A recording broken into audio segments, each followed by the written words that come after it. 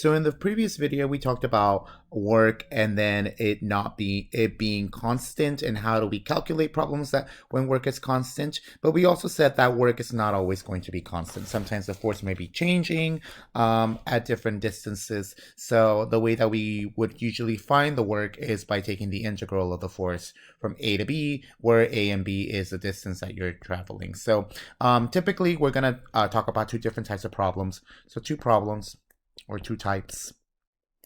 And here are the two types that we're going to be looking at. So the first one is what we call Hooke's law. And Hooke's law basically talks about springs, okay, stretching and compressing springs. And then the second problem, there's going to be like rope questions, rope, cables, so things being pulled up where the weight might be changing at each time. So these are the two different types of problems that we're gonna be looking at. So we'll first start off with Hooke's law. So let's talk about Hooke. Okay, Hooke's law. And basically what this says is that, let's say you have this spring, okay, that's maybe attached to a ceiling or something. And basically what you're doing is that you're going to be stretching the spring. So you want to stretch it, okay? Or maybe you have some sort of mass on the bottom and that mass is just pulling it down. So this is what we're going to claim, or what was claimed. So the force required to maintain a spring stretched x units its natural length is proportional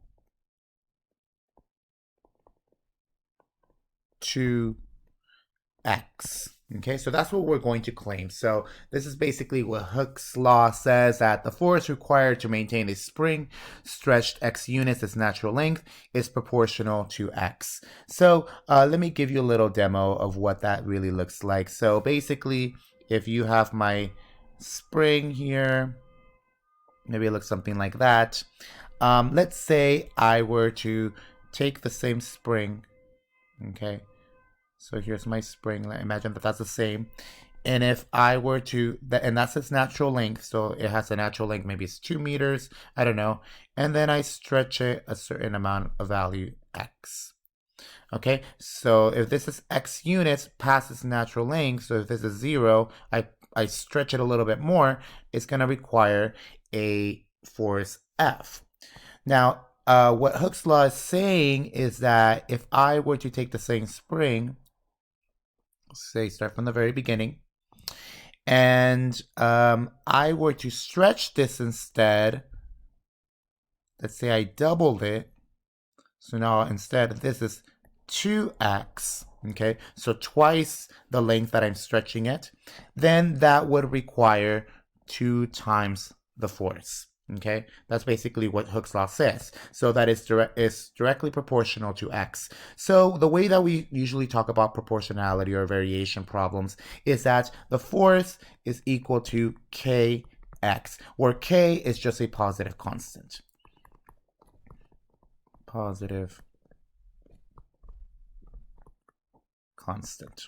Okay, so that's basically what k is. And usually with these problems, you just need to figure out what exactly k is. Here, x is going to be the amount stretched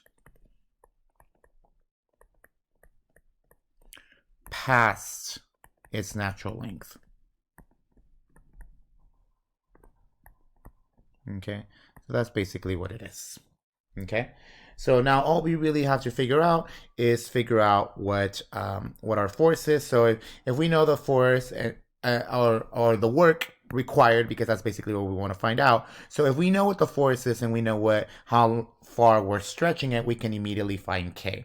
And if we can figure out what k is, we can find some sort of formula for the force. And then in order for me to find the work, all I have to do is take the integral. Okay, so let's go ahead and do a problem so that we can kind of see how these problems are going to work out. Here's this problem. A spring has a natural length of 20 centimeters.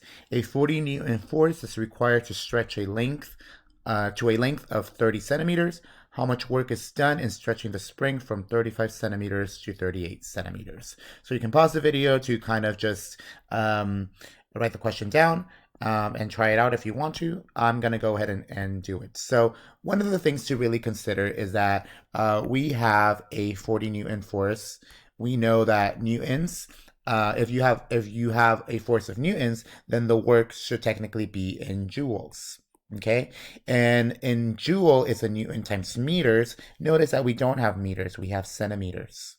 Okay, so what would this be? Well, let's change everything from meters to centimeters, from centimeters to meters. So we know that 100 centimeters is equal to 1 meter. So let's convert this. So this 20 centimeters, this is going to be equal to 0.2 meters. And this one corresponds with the natural length. Okay, so the natural length of this particular spring is 0.2. This 35 centimeters is going to be converted to 0.35 meters. And then this 38 centimeters is going to be equal to 0.38 meters. Okay, so this is some other information that we will use a little bit later. So I'm going to just break this and say this is for later. Okay, so so now what else are we given to us? So it's given to us that there's a 40 Newton force. So this is the first part. So there's a 40 Newton force is required to stretch to 30 centimeters. Okay, which is equal to this 0.3 meters. Okay, all right, so now we have a lot of information here. The first thing that you really want to look for is, because we're talking about a spring problem, okay, we are basically going to be using Hooke's law, which says that F is equal to Kx. Now I don't know what K is, but I know that a 40 Newton force, that's the measurement of force. So I require 40 newtons to stretch the spring 0.3. Now be very careful, because 0.3 isn't going to go into x, okay? Because let's figure out what exactly was x. X, if I go all the way back, is the amount stretched past its natural length. So that means if my spring looks like this, so here's my spring, its natural length is 0.2, and I require a 40 Newton force to stretch it to 0.3. Well, how much of it was stretched past its natural length? That's what I'm looking for. Well, that's going to be the difference between 0.3 and 0.2. So x is going to be the difference between 0.3 minus 0.2, which in this case is 0.1. So I stretched 0.1 meters past its natural length. So this x is going to be 0.1. Okay, so now all we're going to do is just divide this. So k is going to be equal to 400. Okay, all right, so now that I know what k is, now I have a formula. So F is equal to a k, which is 400, times x. So this is my formula for the force. So if I want to stretch this spring past a certain amount, then all I got to do is just and to figure out how much force I need, I can just use this formula. But that's not quite what we want. What are we looking for?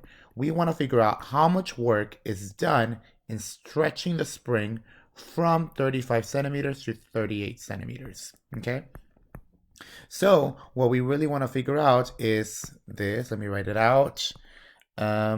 So move from 0.35 to 0.38. That's what we want to figure out.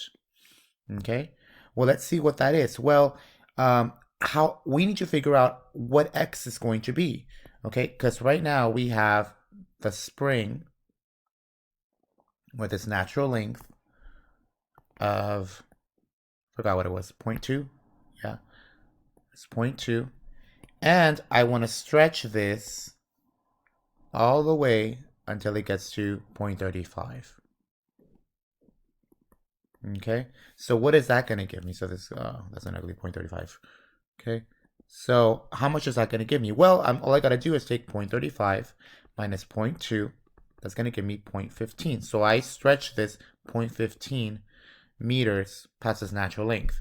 What are we going to do with this 0.38? Same thing. 0.38 minus 0.2 is going to give me 0.18 meters. Okay, so what's going to be my work? My work is going to be equal to the integral from a to b of the force dx. Okay, so what am I stretching it? I'm stretching it from 0.15 meters, its natural length, to 0.18 meters.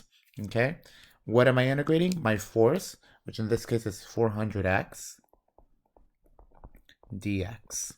Okay, now let's go ahead and take the antiderivative of this. So I'm going to have 200x squared. This is going to be between 0.15 to 0.18. Okay, now let me go ahead and use the fundamental theorem of calculus. 200.18 squared minus 200.15 squared. And that's going to give me 1.98 joules. Okay, so this is the amount of work that is necessary to stretch this spring from 0.35 all the way to 0.38.